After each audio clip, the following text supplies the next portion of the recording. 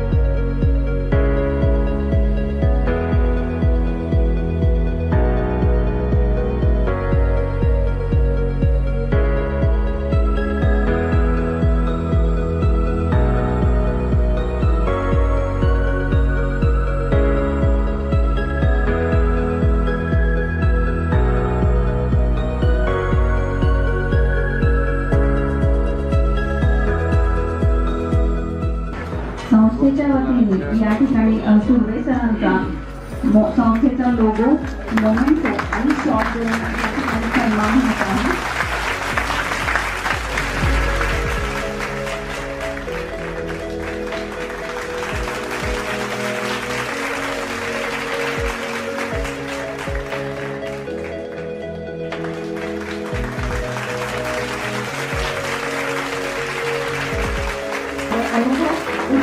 विद्यार्थी घडवत असताना संरक्षक म्हणून केलेल्या कामाचा अनुभव आणि त्याही पलीकडे जाऊन वर्तमानपत्रातून सरांचे बरेच लेख प्रकाशित होत असतात. यांचा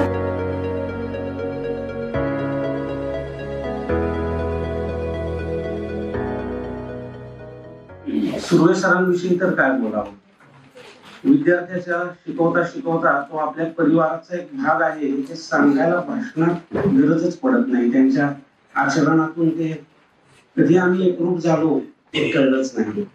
एखादा रेजिस्टर शिकवताना तो फक्त पुस्तकावर सरांनी शिकवला नाही, कानशी घ्यायच्या, तो रेजिस्टर फोडायचा आणि आत कसा तयार झालाय हे आपण बघायचं असतं. हे सरांनी आम्हाला त्या काळी शिकवलंय. सरांनी आमचे इंडस्ट्रियल व्हिजिट्स त्या काळामध्ये नेल्या आणि वेण्णानगरला सर मला आठवतंय धरण बघायला आपण नेलं होतं आणि तेव्हा आम्ही 12 जण 15 जण होतो. सर्वांच्या जेवणाची सोय सरांनी त्यांच्या घरी केली होती. म्हणजे सरांनी कुटुंबाचा भाग आम्ही का होणार नाही तर, आणि ते झाल्यानंतर सुद्धा जेव्हा आमची शिक्षण पूर्ण झाली, पूर्ण पुढे गेलो तेव्हा सुद्धा प्रत्येक टप्प्यावर सरांशी संपर्क होता. म्हणजे आज शिक्षण पूर्ण होऊन 88 सालानंतर जवळपास 30-35 वर्ष उलटून गेली तरी सुद्धा एखादी गोष्ट करायची तर ती सरांशी चर्चा करावी आणि मग करावी, हे आमचं अजून चालू आहे. सुर्वे सरांचा उल्लेख मी गुरुवर्ग म्हणतो. सुर्वे सर तुम्हाला कुठे शिकवायला होते. मी जेव्हा सेवानिवृत्त झालो तेव्हा मी कॉम्प्युटर घ्यायचा ठरवला. सुर्वे सर माझ्या बरोबर आले. योग्य तो स्केलचा कॉम्प्युटर घेऊन मला 4 दिवस माझ्या घरी घेऊन ते शिकवत होते आणि त्यामुळे मला कॉम्प्युटरची प्राथमिक माहिती आणि त्याचा उपयोग मी करू शकलो. माझ्या डॉक्टरांची अपॉइंटमेंट मी जेव्हा कॉम्प्युटरवरून घेतली तेव्हा त्यांनी मला विचारलं, या वयात तुम्ही कॉम्प्युटर चालवत असताना हे विशेष आहे. आणि याचं मोठं कारण सुर्वे सर आणि सुर्वे सर ही आमची भंगार लॅब, हे तुकडा जोड तो तुकडा जोड, आणि अशी ती लॅब पण त्यांनी व्यवस्थित मुलांना शिकवलेलं होतं की ती लॅब बरोबर नव्हती फीसच्या दृष्टीने. आणि मग माझ्या मागे लागून त्यांनी इलेक्ट्रॉनिक्स डिपार्टमेंटची या मजल्यावर छोटीशी लॅब करून घेतली. ही आपल्या डिपार्टमेंट वरती आपलं प्रेम असलं पाहिजे. आणि त्याच वर्षी LBS कॉलेजचा एक विद्यार्थी रँकर मध्ये आला, त्याचं क्रेडिट सुर्वे सरांना आहे. की सुर्वे सरांच्या व्यावसायिक अभ्यासक्रमातला तो विद्यार्थी होता आणि त्यामुळे त्याला ते यश मिळालं. ही लोकसंपर्क ही केवळ माझी मक्तेदारी नाही, लोकसंपर्क माझ्यापेक्षा जास्त डॉक्टर प्राध्यापक सुर्वेंचा आहे. दोघे पती पत्नी खूप छान पद्धतीने राहतात. माझ्या घराजवळच ते असल्यामुळे माझ्या भेटीगाठी नेहमी होतात. म्हणजे सुर्वे सर, तुम्ही डिपार्टमेंटवर शतदा प्रेम केलं, पण जीवनावर शतदा प्रेम करावे हे आता तुम्हाला माहित पाहिजे. तुम्ही वहिनीने घेऊन सगळा हिंदुस्थान पिंजून काढा. हाच शेठ सरांचा आदर्श डोळ्यासमोर ठेवा.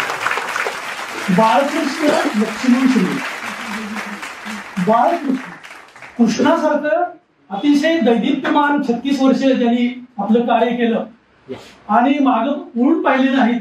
आणि लक्ष्मणाचे पुत्र बाळकृष्ण हे बाळ राहिले नाहीत, हे कृष्णासारखे दैदिप्यमान परिस्थितीमध्ये पुढे गेले. त्या सेवानिवृत्तीच्या वयोमानानुसार आपण या ठिकाणी सेवानिवृत्त होत असतो, परंतु त्यांचा पिंड तसा नाही. दोघे कायम कार्यरत असणारे आहेत आणि सर्वांना मदत करणारे आहेत आणि सर्वांना या ठिकाणी माणुसकीचे ज्योत आपल्याला तिथं आहे ती आपल्याला दिसते.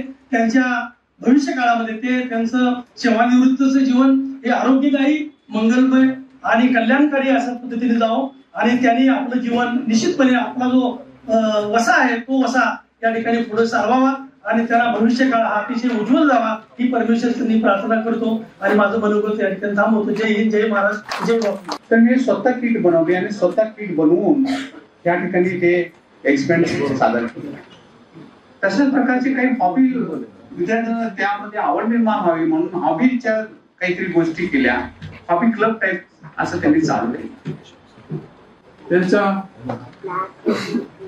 पुढील आयुष्य आरोग्यदायी जावं, सुखमय जावं या दृष्टीनं शुभेच्छा देऊन मी माझं 2 शब्द सांगतो. कारण 2008 मी माझी जी नेमणूक झाली आणि मी साताऱ्यामध्ये आले आणि तसं बघायला गेलं तर तसं अपटेस्ट वगैरे कुणीच नव्हतं साताऱ्यामध्ये, पण इथल्या सगळ्या स्टाफनी मला ज्या पद्धतीनं सहकार्य केलं त्यानंतर 10 वर्ष मी अगदी साताऱ्याचीच होऊन गेले आणि यात सगळ्यात मोठा वाटा हा सुर्वे सर आणि सुर्वे बहिणींचा होता.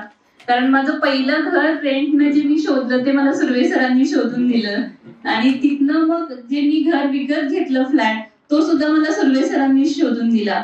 सांगण्याचा महत्वाचा मुद्दा म्हणजे सुर्वे सर आणि सुर्वे बहिणी म्हणजे असं आपल्याला असं वाटतं की टेक्निकल गोष्टींच्या बाबतीतलाच सल्ला सर देतात, पण असं अजिबात नाहीये. सरांना कुठल्याही प्रकारचा सल्ला तुम्ही विचारा, मुलांच्या शिक्षणाबद्दल असू दे, घराबद्दल असू दे, टेक्निकल गोष्टी असू दे, ज्योतिषशास्त्राविषयक असू दे, काहीही आपल्याला असं वाटलं सरांशी डिस्कस केलं की मनामधलं जे काही कन्फ्युजन असतं, गोंधळ असतो हा नाहीसा होतो आणि ते इतक्या आपुलकीनं असतं.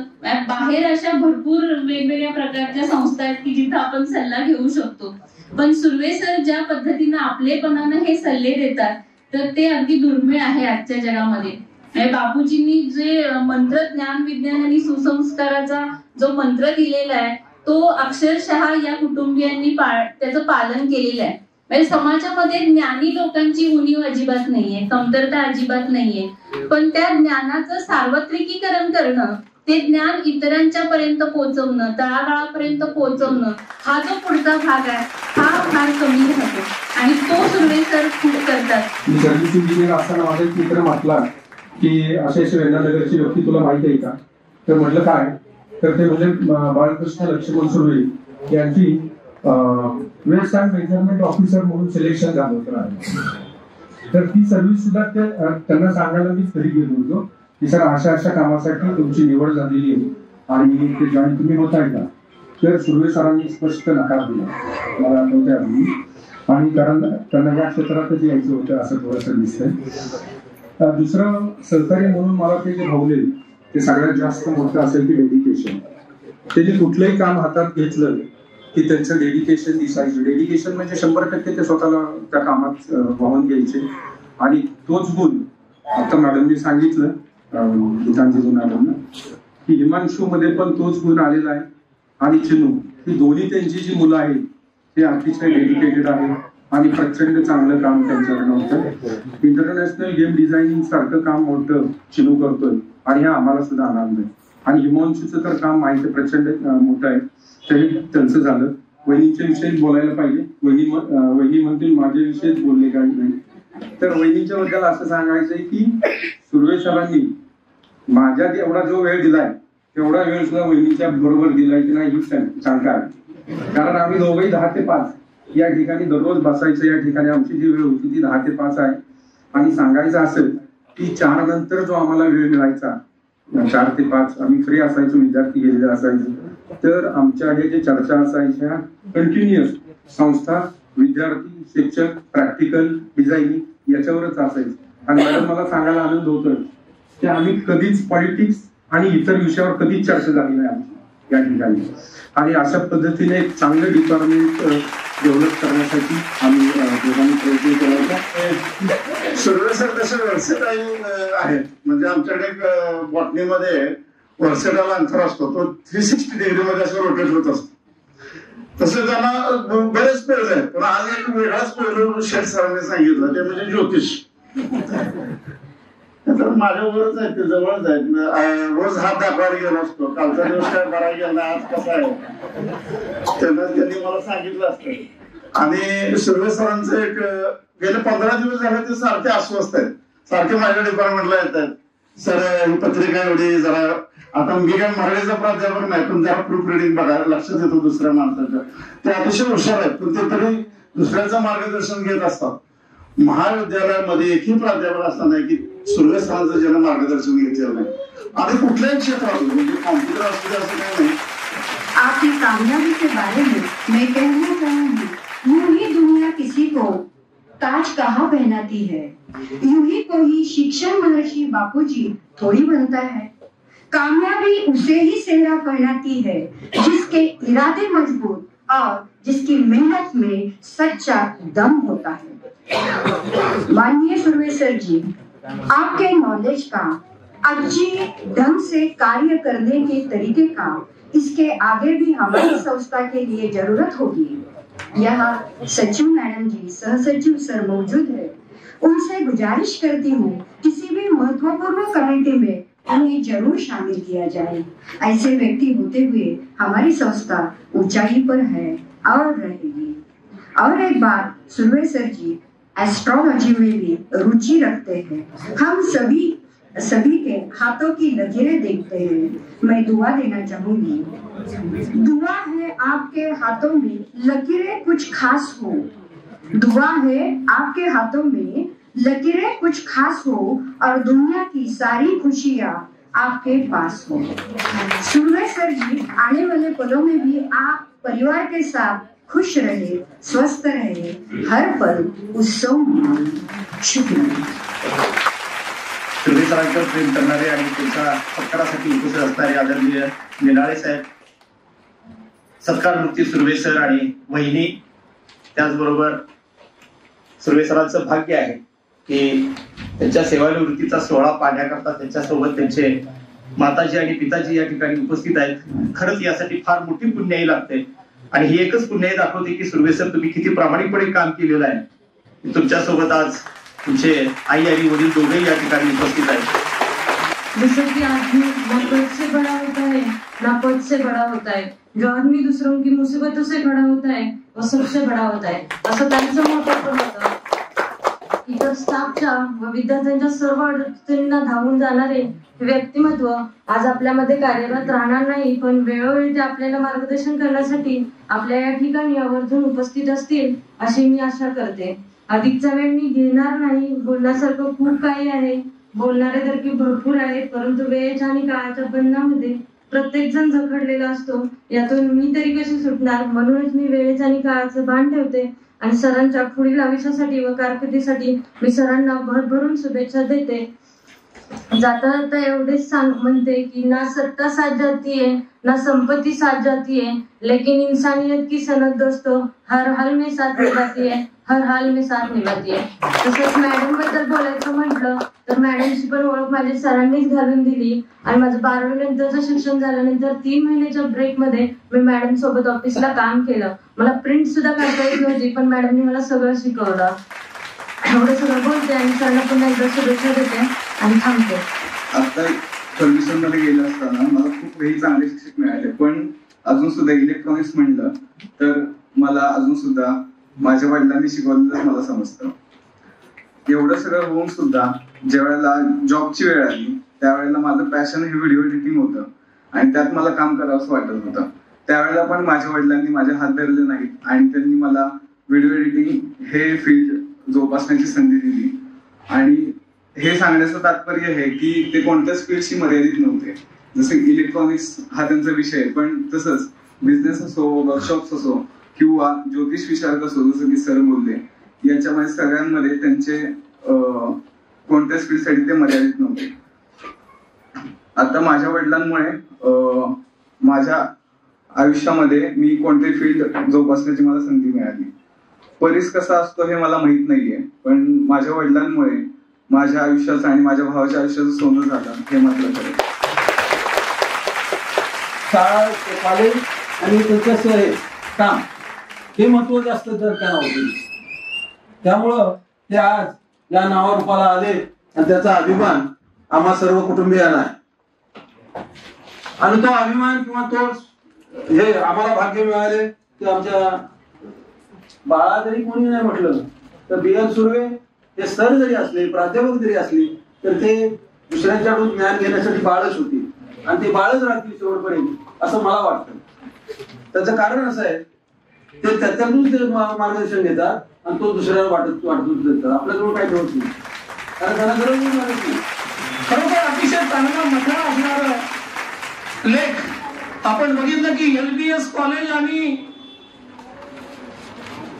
LBS हे एकाच नाण्याच्या दोन बाजू आहेत. ज्यांनी आपल्या आयुष्याची सुरुवात खऱ्या अर्थानं माझे मार्गदर्शक कैलासवासी महाराष्ट्राचे मुख्यमंत्री मनोहरजी जोशी सर यांच्या कोहिनूर टेक्निकल इन्स्टिट्यूट मधून त्यांनी आपल्या अध्यापनाची सुरुवात केली आणि त्यानंतर ते LBS कॉलेजमध्ये जॉईन झाले.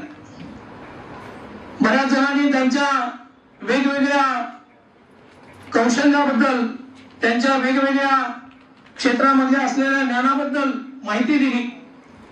जेवढं त्यांनी या समाजामध्ये काम करत असताना आपला जास्तीत जास्त वेळ समाजासाठी दिला, त्याच पद्धतीनं त्यांनी आम्ही भावंड असू त्या भावंडांना सुद्धा खऱ्या अर्थानं घडवण्याचं काम आमच्या बंधूंनी केलं. आणि त्यांच्या विवाहानंतर आमच्या वहिनी त्यांनी सुद्धा अतिशय आपुलकीनं, प्रेमानं आणि अतिशय स्नेहानं आमच्याशी सर्वांशी चांगले संबंध ठेवले.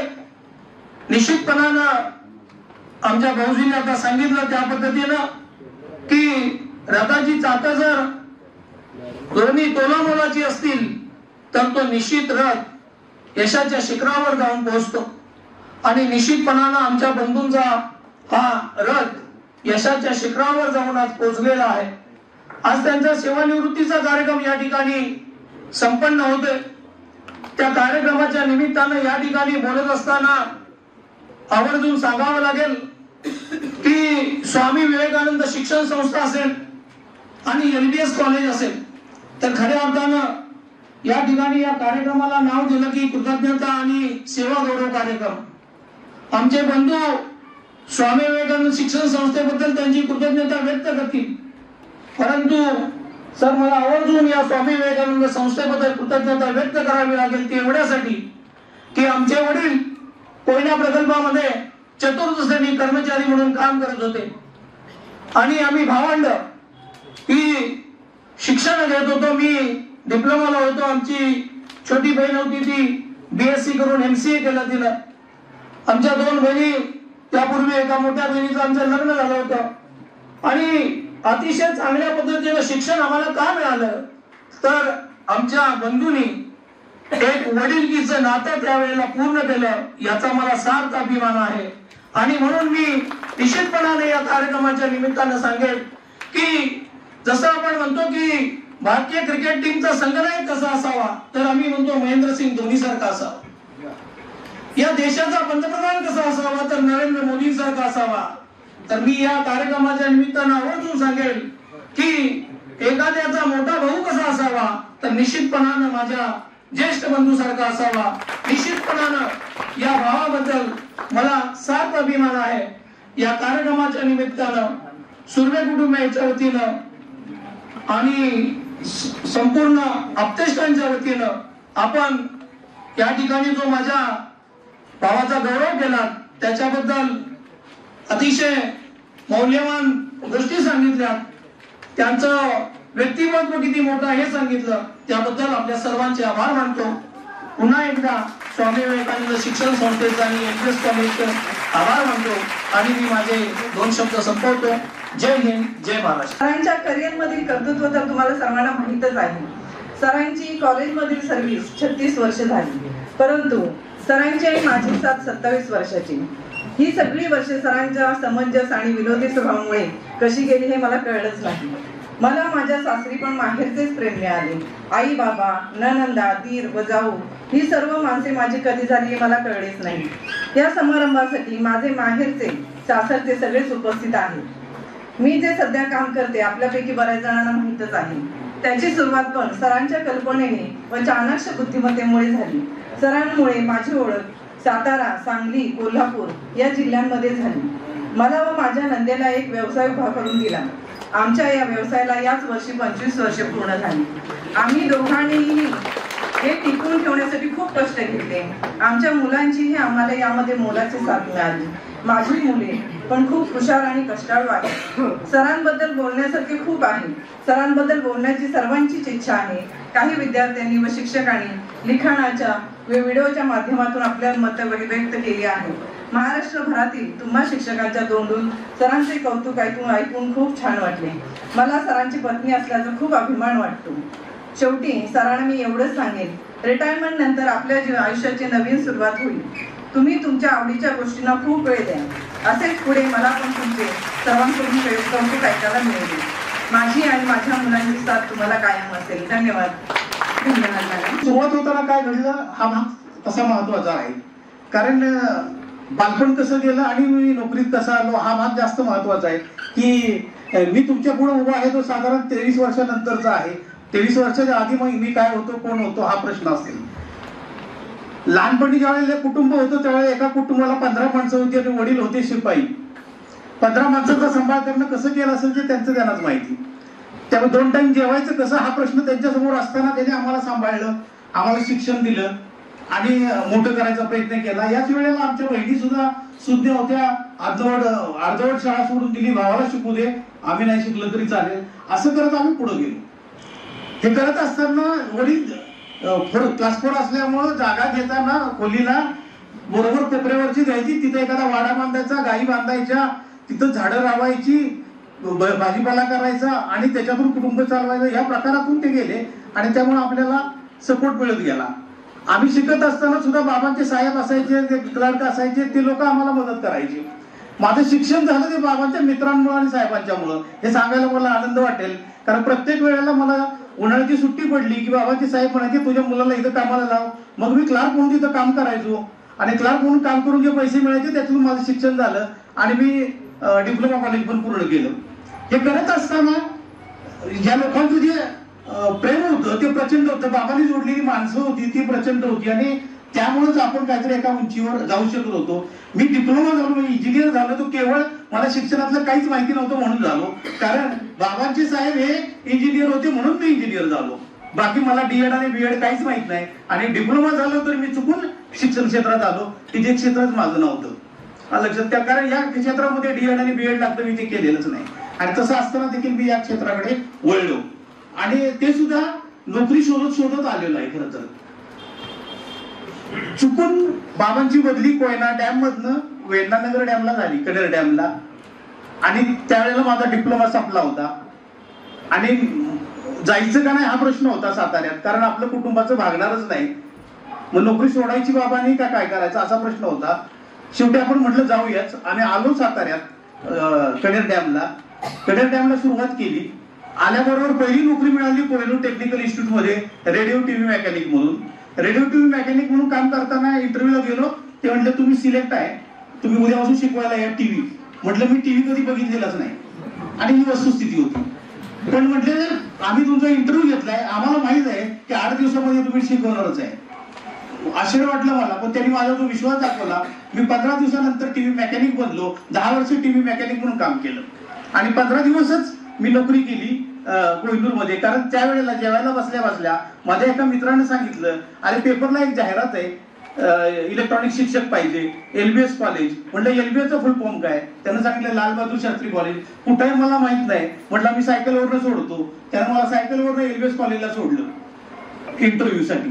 इंटरव्ह्यू इथं आलो. आमचं LBS कॉलेज त्यावेळेचं असं होतं की मी कॉलेज ऑफिसमध्ये, इथं ऑफिस होतं, ऑफिसला विचारलं की मला इलेक्ट्रॉनिक्स टीचर म्हणून जॉब पाहिजे, त्यासाठी मी इंटरव्ह्यू साठी आलोय.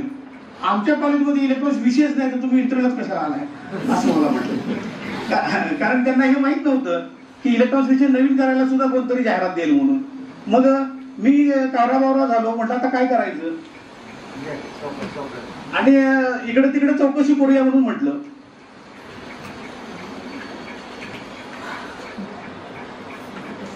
बाजूला पलीकडे बिल्डिंग मध्ये गेलो. वाटेनं जात असताना जी व्यक्ती म्हटली, तुम्हाला काय पाहिजे का, तुम्हाला कोण पाहिजे?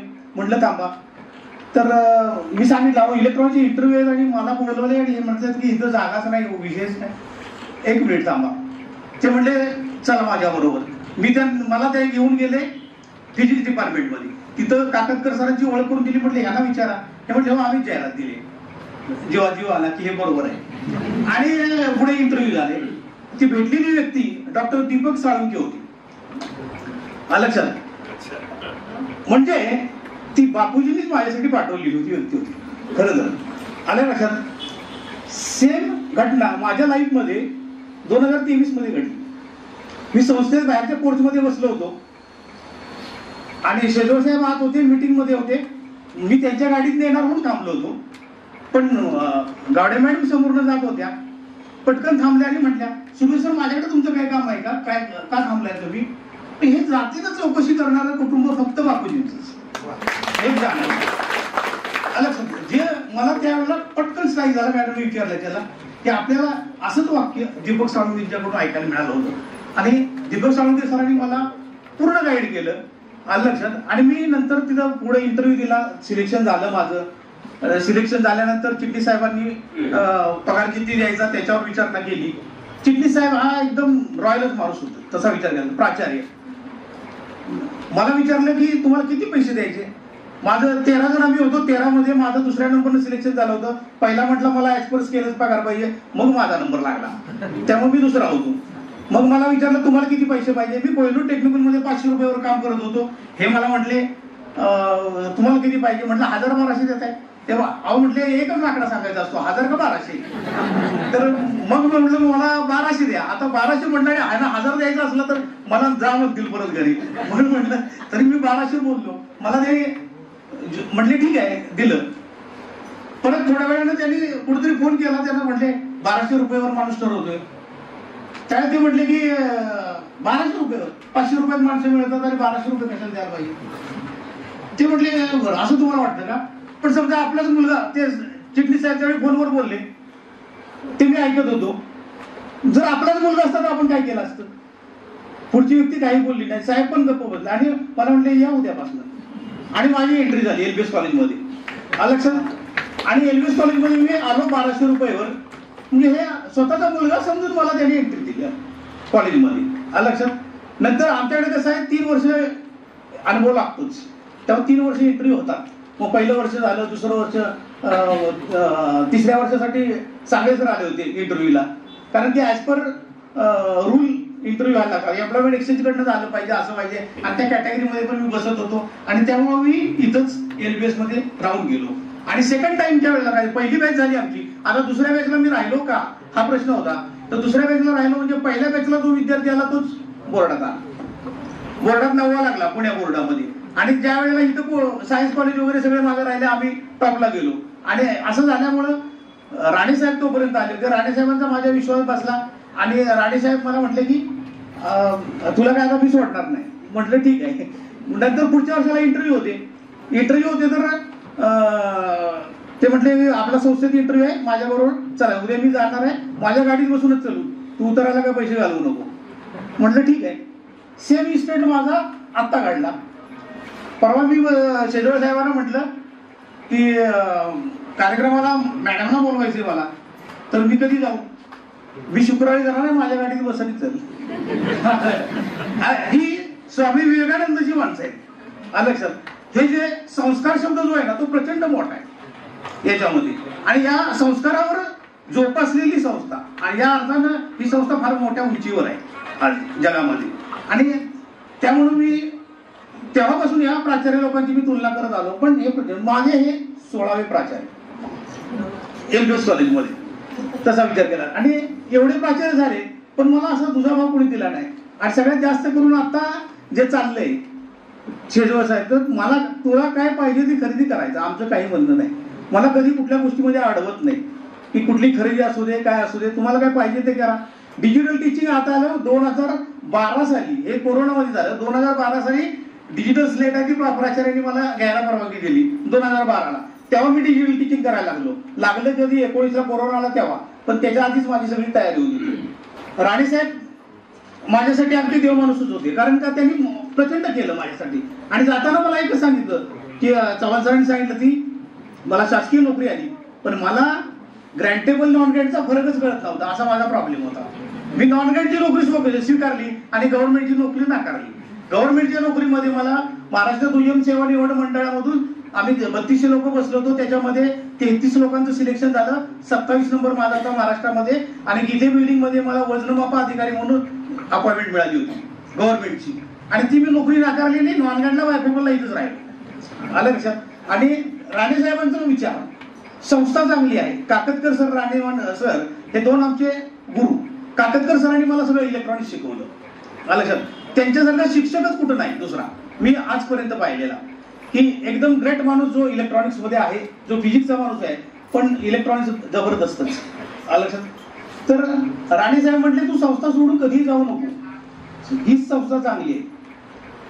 आणि त्यांचं सगळं ऐकलं आणि आजपर्यंत इथंच राहिलो. मी कुठली संस्था सोडून गेलो नाही, परत काय नाही असं केलं.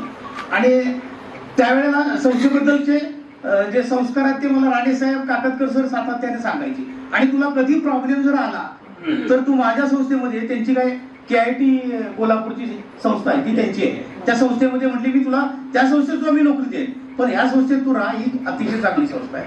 आणि मी या संस्थेतच राहिलो. त्याच्यानंतर मग शेठ सर आले. शेठ सर म्हणजे हे आम्हाला, मी त्यांना म्हणायचो की तुम्ही माझे वडील आहात आणि वडील म्हणून तुम्हाला काय ऍक्शन घ्यायची ती घ्या.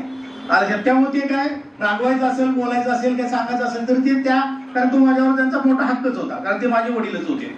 आणि त्यांच्याबरोबर चांगली, कारण फक्त काळजी घेणं म्हणजे काय ते त्यांच्याकडनं शिकायचं. रोज बागेत तिथं दिसला नाही तर विचारणार आज फिरायला काय आला नाही, हा पण त्यांचा प्रॉब्लेम, की रोज चाललं पाहिजे, फिरलं पाहिजे, हे तू पहिलं जोपासलं पाहिजे असं त्यांचं म्हणणं आहे. आणि ते बारकाईनं माझी काळजी घेतात, आणि हे सगळ्याच प्राध्यापकांची काळजी घेणार आहेत. मला जास्त फील झालं, परवा दिवशी पत्रिका घेऊन गेलो तर मला चहा सुद्धा त्यांनी आचरता त्या हाताने करून दिला खरं तर. आणि म्हटलं हे जर उलट झालं असतं तर माझी पंचायत झाली असती, साहेब जर माझ्याकडे आले असते तर मला काय चहा करता आला नसता. कारण का तर मी अशा पद्धतीने वाढलो की मला 5 बहिणी होत्या, आणि 5 बहिणींच्यामुळे मला कधी काही करायला लागलं नाही, हा मोठा प्रॉब्लेम आहे माझा. आणि त्यामुळे सायकल शिकायला सुद्धा मी 9वी शिकलो, कारण सायकल शिकायला गेलो तर बहिणी 4 बाजूला धरून ठेवायच्या, तेव्हा शिकलोच नाही. हा प्रॉब्लेम माझा यायचा. आणि त्यामुळे लग्न झाल्यानंतर सुद्धा प्रॉब्लेम असा आला की बायको म्हणायची 5 जणींच्या लाडात वाढल्यामुळे आता माझा प्रॉब्लेम. तर हे सगळं जे घडतं ते हे मोठे कुटुंब असेल आणि ज्या तुम्हाला सपोर्ट होत असतात त्याच्यामुळे हे असं घडतं की घरगुती कामं आपल्याला काय करता येत नाही. पण योगायोगानं असं पण झालं की घरातली जबाबदारी सुद्धा त्याच तोडीनं, म्हणजे 5 जणींच्या बहिणीला इक्विव्हॅलंट अगदी एक माणूस मिळाला, आणि त्यामुळं पुढचा पण भाग सगळा संपुष्टात आला की मला जास्त काही करावं लागेल. आजही घरामध्ये फार मोठं काही करावं लागत नाही, सगळी जबाबदारी सांभाळली जाते. हा एक मोठा भाग आहे खरं तर. मी जे काही लिहायचं होतं म्हणजे बोलायचं होतं त्याबद्दल काही जास्त बोलणार नाही, पण एवढं म्हणेन की मला या क्षेत्रामध्ये राहावं वाटलं. विद्यार्थी आतापर्यंत बोलले सगळे माझे की आम्हाला असं शिकवलं तसं शिकवलं, खरं तर मलाच विद्यार्थ्यांनी शिकवलं, हा माझा प्रॉब्लेम मला वाटतं. की यांना ज्या काही शंका यायच्या का नाही ते मला विचारलं की ते शोधत बसायचं, ते शोधून काढायचं आणि यांना शिकवायचं, याच्यामुळे आपलं नॉलेज वाढतं. त्यामुळे विद्यार्थी शिक्षकाला अपडेट ठेवणं हे काम खरं तर विद्यार्थीच करत असतात. तर मला सुरुवातीच्या कालावधीमध्ये जे काही टॅलेंट मिळालं त्या टॅलेंटमुळे मी हुशार झालो आणि माझ्यामध्ये स्किल, क्रिएटिव्हिटी हा भाग पण डेव्हलप झाला. क्रिएटिव्हिटी दाखवणारे आमचे सगळ्यात मोठे म्हणजे आमचे विभाग प्रमुख डॉक्टर S.V. काकतकर सर, हेच माझे गुरु पण, हे माझे विभाग प्रमुख पण आणि माझ्या जीवनाला कलाटणी देणारे पण हेच आहे. खरं तर की त्यांनी मला बरंच घडवलं खरं तर, आणि या क्षेत्रात मी राहिलो तरी देखील मला आजपर्यंत मार्गदर्शन केलं. आज काही त्यांच्या कौटुंबिक प्रॉब्लेममुळे ते आज आले नाहीत, पण त्यांचा माझ्या जीवनावर मोठा प्रभाव आहे खरं तर. त्याचबरोबर हा काळ जो होता तो सुरुवातीचा बायफोकल म्हणजे हायली क्वालिफाईड मुलं होती, हायली टॅलेंट मुलं होती, आणि एकदम आम्ही अशा ह्याच्यात गेलो MCBC की तिथे एकदम बॉटमची मुलं होती की 1x1 तो 2च म्हणायचा तरी त्याला आम्ही शिकवलं. लक्षात 1x1 ला 2 म्हणणाऱ्या विद्यार्थ्याला पण आम्हाला शिकवायची वेळ आली आणि ते आम्ही शिकवलं. तो म्हणायचा सर तुम्ही काहीतरी चुकीचं सांगताय. तर अशा प्रॉब्लेम मधून आम्ही गेलो, पण त्यांना मग टू द पॉइंट स्किल कसं शिकवायचं हा प्रकार करत होतो. त्यात पण विद्यार्थी घडत गेले. आता जी आमची सारिका बोलली ते पण तर ह्या मुलांमध्ये पण स्किल्स असे डेव्हलप होत गेले. ह्याच्यावर पण बोलण्यासारखं खूप प्रचंडच आहे की ती मुलं कशी घडत गेली किंवा काय, पण प्रत्येकाला घडवण्यासाठीच प्रयत्न करत गेलो आम्ही. आणि शेवटच्या टप्प्यामध्ये बरोबर असं योगायोगानं घडलं की 2012ला माझं हार्टचं ऑपरेशन झालं. पण हार्टचं ऑपरेशन झाल्यानंतर हार्टची काळजी घेणारी 2 माणसं माझ्या सोबत आली आणि ते माझे 2 हात म्हणजे अरविंद शेजवळ सर आणि निंदाडे सर, हे माझे 2 हात आहेत. आणि या 2 हातानंच मी जे काही काम केलं त्यामुळे गेल्या 10 वर्षामध्ये माझं नाव झालं. की या दोघांनी मला प्रचंड सपोर्ट केला की काहीही करा, काय प्रॉब्लेम नाही, आणि काय करायचं ते करा. आलं लक्षात. एवढं स्वायत्त देणारी माणसं नसतातच. आणि योगायोगानं शासकीय पातळीला पण माणूस भेटला आणि इथं बॉटम पातळीला पण. खरं तर मला आलेल्या अनुभवात पण मी असं मी आज 6 पुस्तकं लिहिली, पण कधी आमच्या संस्थेनं पण मला म्हटले नाही हे कशा लिहिलेस, हे का केलंस, हे तुला कोणी सांगितलं होतं. काही संस्थेमध्ये हे प्रॉब्लेम आहे, आम्हाला विचारल्याशिवाय तुम्ही काय करायचं नाही. तिथं माणूस डेव्हलपच होत नाही. पण आमच्या संस्थेत तसं नाहीच. तुला डेव्हलप व्हायचं असेल तर काही पण कर, शिक्षण क्षेत्रात सत्य वाटते ते का, परंतु स्वतः डेव्हलप व्हा, हे आमची तत्व आहे. आणि यामुळं मला या क्षेत्रामध्ये खूप आनंद झाला. मी माझ्या लाईफमध्ये एकूण 3 पुरस्कार मिळवले. पहिल्यांदा मी चांगली पुस्तकं लिहिली म्हणून मला पहिल्यांदा गौरवलं रणजित पाटलांनी. चांगली पुस्तकं म्हणजे मी ज्ञान दिलं होतं, ज्ञानामुळे मला पहिला पुरस्कार मिळाला. दुसऱ्या वेळेला कोरोनामध्ये मी विज्ञान आणि तंत्रज्ञानाचा प्रचार केला. विज्ञानामुळे मला दुसरं पारितोषिक मिळालं की कोरोना काळामध्ये चांगलं काम केल्याबद्दल निनाय साहेबांनी त्यावेळी पण माझा गौरव केला आणि त्यावेळेला दुसरं पारितोषिक मिळालं. आणि तिसरं पारितोषिक म्हणजे मला इंडिया बुक ऑफ रेकॉर्डनं गौरवलं का तर तुमच्यावर चांगले संस्कार आहेत म्हणून. मी संस्थेचा तिसरा फॉर्मॅट, तिसरं मूल्य पण जपलं की संस्कार म्हणजे काय. कारण माझे जे अधिकारी आहेत हे किती मोठे आहेत, हे जगापर्यंत आपल्याला जर पोहोचवायचं असेल आणि आपल्या अधिकाऱ्यांना आपणच मोठं करायचं असतं, दुसरं कोण करणार नाही, तर आपल्या अधिकाऱ्यांची काळजी आपण घेतली पाहिजे. हे मला या संस्थेनं शिकवलंय. त्यामुळे हे जे माझे संस्कार आहेत तेच मी वापरले आणि त्यामुळं मी निनाळे साहेबांच्यावर आम्ही सर्व महाराष्ट्रातल्या शिक्षकांना एकत्र घेऊन पुस्तक लिहिलं. आणि आताही मॅडमनी मला मग अशी म्हटलं होतं की हे महाराष्ट्र कसं तुम्ही एकत्र करता. खरं तर निनाळे साहेबांच्या वेळेस सुद्धा आम्ही सगळा महाराष्ट्र एकत्र केला आणि पुस्तक लिहिलं आणि त्या पुस्तकाला इंडिया बुक ऑफ रेकॉर्डनं गौरवलं. आणि मग त्यावेळी त्यांना मी म्हटलं की तुम्ही नक्की काय बघता ह्याच्यात तुम्ही, तर म्हटले हे जे आता तुम्ही जे पुस्तक लिहिलं त्याच्यामध्ये तुमच्या भावना आहेत, तर म्हटले भावनाला पण तुमच्याकडे किंमत असते का. तर त्यांनी मला एका वाक्यात सांगितलं भावनावरच जग चालतं, तेव्हा भावना हा शब्दच सर्वश्रेष्ठ आहे. तुमच्या ज्या भावना आहेत तुमच्या अधिकाऱ्याबद्दल त्या तुम्ही व्यक्त करताय आणि एखाद्या शासकीय अधिकाऱ्याबद्दल अशासकीय मधून, तर हे एक मोठं कार्य आहे आणि म्हणून आम्ही तुमचा सन्मान करतो हे त्यांनी सांगितलं. आणि म्हणून म्हटलं की बापूजी किती श्रेष्ठ आहेत ते तिथंच कळतं. आणि बापूजी सोळंकी म्हणजे कुठली एक व्यक्ती नाही, तर हे एक ऊर्जा स्त्रोत आहे आणि जे सगळं अखंड ब्रह्मांडामध्ये फिरतंय आणि ते कुणालाही प्रसन्न होईल आणि कुणालाही मौलिक सहाय्य करेल. लक्षात. मला जे अनुभव आले माझ्या लाईफमध्ये जे सपोर्ट मिळाले केवळ बापूजींच्यामुळेच मिळाले. खरं तर तिथं काही कुणाला सांगायला जायची गरज नाही की हे कोणी केलं किंवा हा कोण आहे. माझ्या एकाही कामासाठी मला संस्थेमध्ये जायची वेळ आली नाही. सगळी कामं माझी प्राचार्यांनीच केली. कुठल्याही कामासाठी मी संस्थेमध्ये गेलो नाही. त्यामुळं संस्थेच्या कुठल्या लोकांशी संबंध पाहिजे किंवा काय असा भाग माझ्याकडे कधी आलाच नाही. हे 3 पुरस्कार घेतले हे संस्थेच्या ध्येय धोरणानुसारच घेतले गेले. आज मला तुम्ही सत्कार केला याबद्दलही मी कृतज्ञ आहे. खरं तर वेळ खूप होते म्हणून मी थांबतो आणि त्याबद्दल मी संस्थेचा प्राचार्यांचा खूप खूप आभारी आहे. तसेच आज वेळ काढून निनाळे साहेब सुद्धा इथं आले त्यांचाही मी खूप आभारी आहे. खांडेकर सरांचाही मी खूप आहे महासंघाच्या वतीनं की महासंघानं आज महाराष्ट्रासाठी पण बरंच मोठं काम केले आणि ते करत असतात परंतु ते कुठेही त्यांचा गाजावाजा करत नाही. आपलं काम करत राहतात आणि त्यांनी मोठं काम व्यवसाय शिक्षणासाठी त्यांचं चालू आहे. तर मी या सर्वांचा आभार मानतो. सगळे नातेवाईक आज माझे हजर राहिले या सर्वांचाही आभार मानतो आणि मला अगदी प्रतिकूल परिस्थितीमधून उभं करणारे माझे आई वडील यांचाही मी कायम कृतज्ञच राहील आणि एवढं बोलून मी इथं थांबतो. थोडीशी वहिनींची जबाबदारी जास्ती वाढलेली आहे. वहिनीची जबाबदारी या अर्थाने वाढलेली की सरांची पण वेगळी जबाबदारी. आतापर्यंत सर त्यांच्या वाट्याला काही फारसे येत नव्हते. आता कदाचित सर घरीच असतील त्यांच्या वाट्याला खूप जास्त येतील. आणि मॅडम वहिनी स्वतःची लेकरं सांभाळणं खूप सोपं आहे पण सासूचं लेकरं सांभाळणं एवढं सोपं नसतं. हे सगळ्याला अनुभव याचा. आणि ते जेव्हा रिकाम टेकडं असतं थोडस तेव्हा तर ते अजून अवघड जातं ते. पण सर काय असे फारसे रिकाम टेकडे राहणार नाहीयेत. आज या सेवानिवृत्तीच्या कार्यक्रमाप्रसंगी सरांचे वडील आणि सरांची आई खूप मन लावून ऐकतायत. ते ज्याच्या बाजूला बसले किती कृतकृत झालेत. म्हणजे किती आनंदाची गोष्ट आहे. एवढं भाग्य सर तुम्हाला लाभतंय म्हणजे खूप मोठी गोष्ट आहे.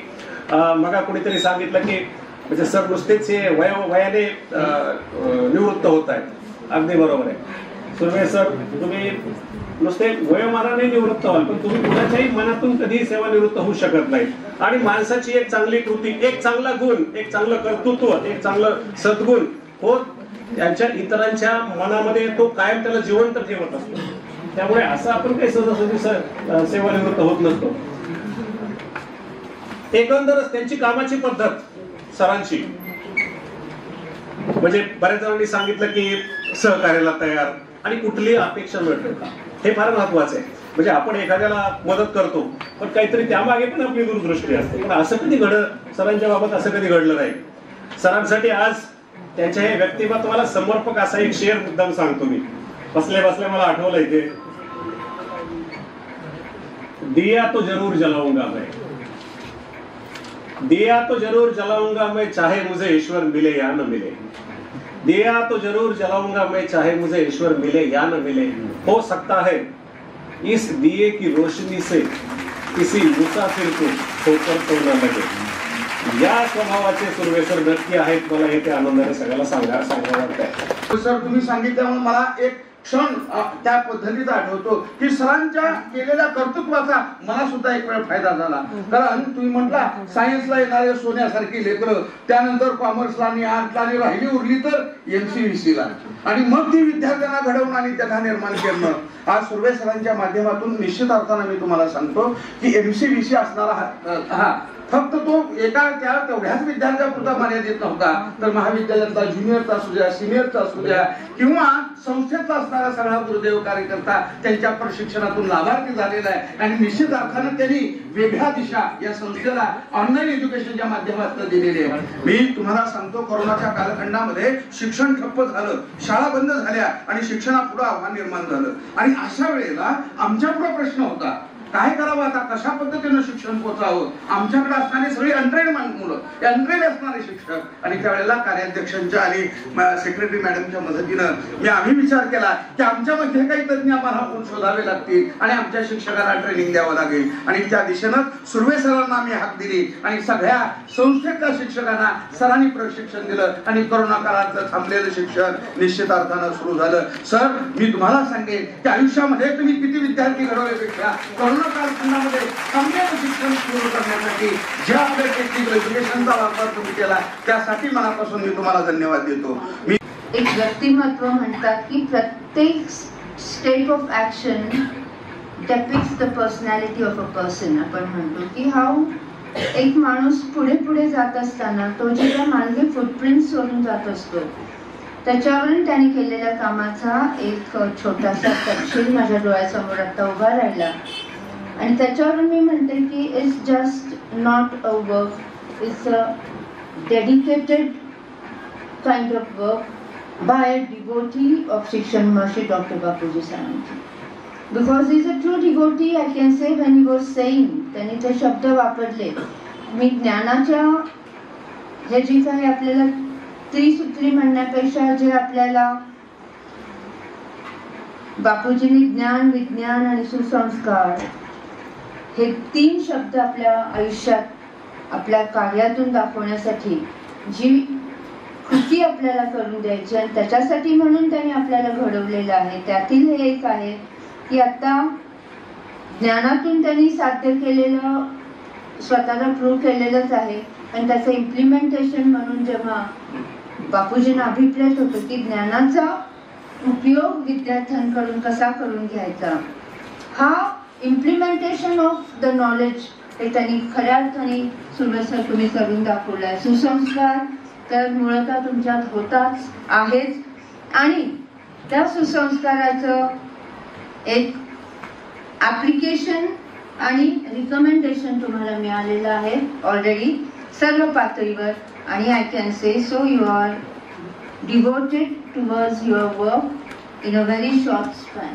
तुमची 36 वर्ष तुम्ही आता ह्या संस्थेला दिलीत, त्याच्या आधीची 23 वर्ष स्वतःला घडवण्यात घालवलीत आणि ट्रायल अँड एरर मेथडनी तुम्ही आत आलात, स्वीकारली ही नोकरी आणि तुम्ही स्वतःला सिद्ध पण केलं आणि त्याचा आज हा दिवस 36 वर्षानंतरचा हा कालावधी जेव्हा तुमच्या समोर येतोय त्यावेळी इथे उपस्थित तुमचे मित्र असतील, तुमचे स्नेही असतील, खास करून तुमचे आई वडील, माता पितांना ते किती कौतुकास्पद वाटत असेल. म्हणजे हे सगळे म्हणजे मी ह्या ऋणातून मुक्त झालो की काय असं वाटतं आपल्याला कधी कधी, परंतु आपल्या सेवानिवृत्तीच्या वेळी आई वडिलांची उपस्थिती असणं it's what you say biggest moment for us.